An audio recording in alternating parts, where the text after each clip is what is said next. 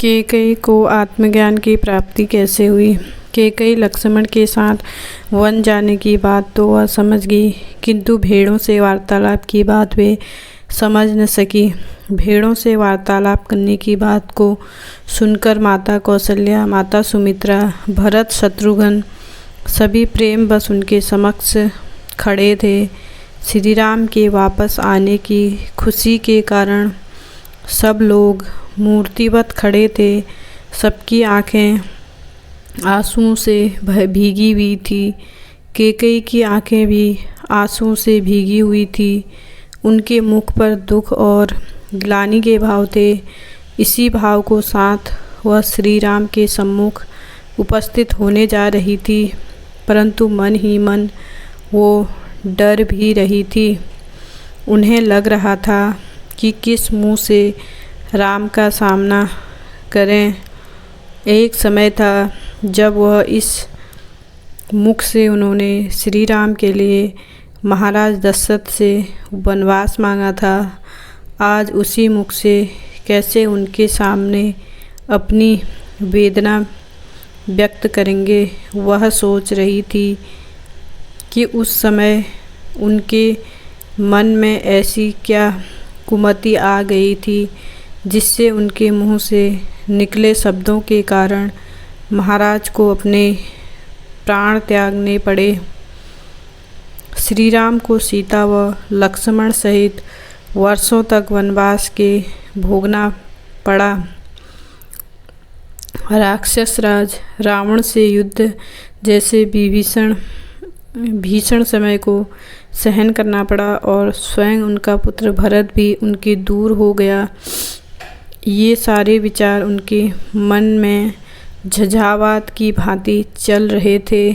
कहीं न कहीं मन में यह भय भी था कि न जाने श्री राम उनके साथ किस तरह का व्यवहार करेंगे।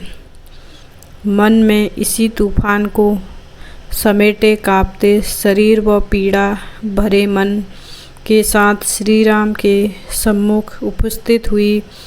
अभी कल ही तो श्री राम लंका विजय करके सीता व लक्ष्मण के साथ अयोध्या पधारे थे। सारी अयोध्या नगरी एक उत्सव में डूब सी गई थी। नगर के सभी नागरिक, चाहे युवा हो या वृद्ध या महिलाएं, सारे लोग इस उत्सव का भाग बनकर खुद को धन्य महसूस कर रहे थे। सभी लोग श्री राम के दरबार में उनके सम्मुख जा एकत्रित थे। ऐसे समय में कैकेयी को किसी बात के बारे में कहना उचित नहीं लगा, किंतु उनके मन का बोझ इतना ज़्यादा बढ़ गया था कि अब उन्हें लगा कि यदि उन्होंने राम के समक्ष इन विचारों को व्यक्त न किया तो कहीं कुछ गलत न हो जाए। यही सोचकर वह संकोच के भाव के साथ राज दरबार में जा पहुंची।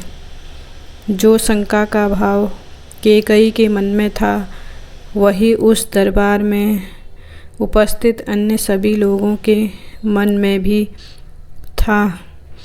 अन्य सभी लोग भी यही जानना चाहते थे कि भगवान श्री राम अब कैकेयी के साथ किस तरह का व्यवहार करेंगे।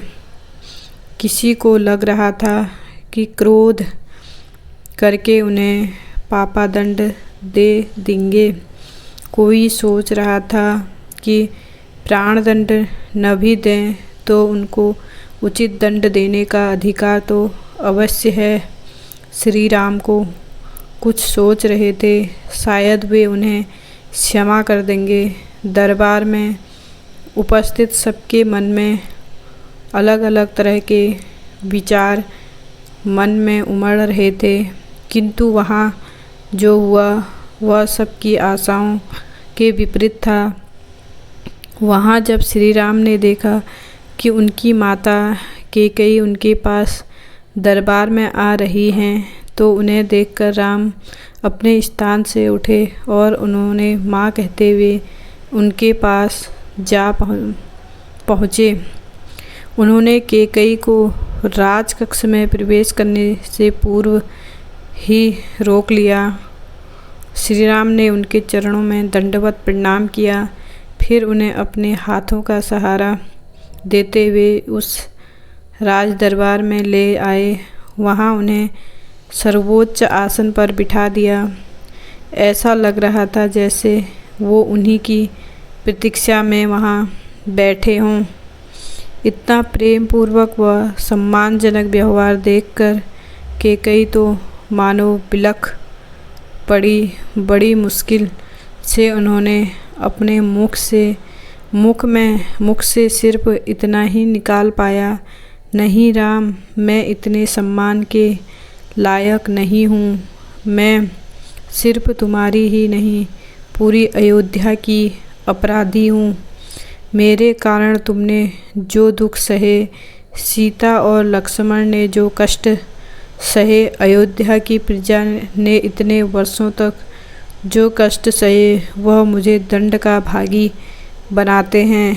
हे राम, मुझे दंड दो, पुरस्कार नहीं। इतना कहकर कैकेयी बिलख बिलख कर रो पड़ी। खेत में ज़रूर घूमकर जाइएगा। वहाँ भेड़ों से कुछ समय वार्तालाप करके ही वन में जाइएगा। एक बार वार्तालाप करके देखें, शायद किसी महत्वपूर्ण ज्ञान का स्रोत बन जाए। मैं लक्ष्मण से कह देता हूँ, जब आप जाएंगी तो वह आपको सुरक्षित वन तक छोड़ आएंगे। कैकेयी लक्ष्मण के साथ वन जाने की बात तो वह समझ गई, किंतु भेड़ों से वार्तालाप की बात वे समझ न सकी। भेड़ों से वार्तालाप करने की बात को सुनकर उन्हें ऐसा लगा मानो श्री राम ने उनसे कोई उपहास किया हो। फिर भी उन्होंने यह सोचकर मन को समझाया कि संभवतः उनके परिहास में कोई गंभीर संदेश हो सकता है। अगले दिन लक्ष्मण ने भगवान श्री राम के आदेशानुसार रथ तैयार किया और खुद सारथी के स्थान पर बैठ गए। रानी कैकेयी को लेकर वे वन की ओर निकल पड़े।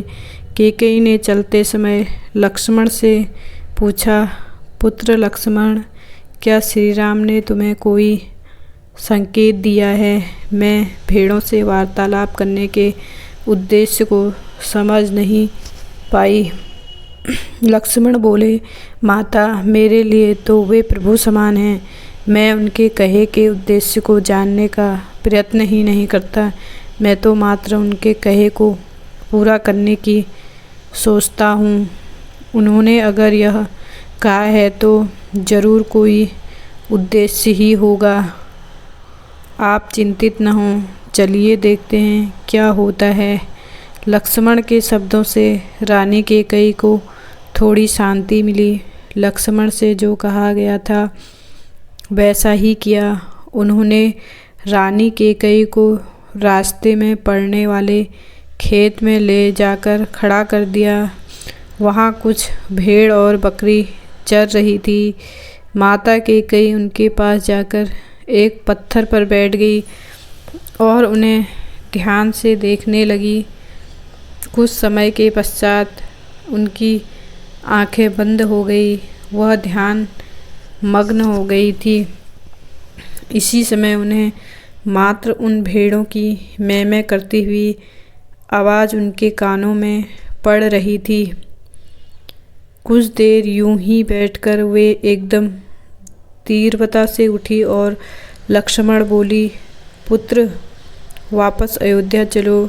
जिस ज्ञान की तलाश मैं वन जाना चाहती थी वह तो श्री राम ने मुझे यहीं दिखा दिया।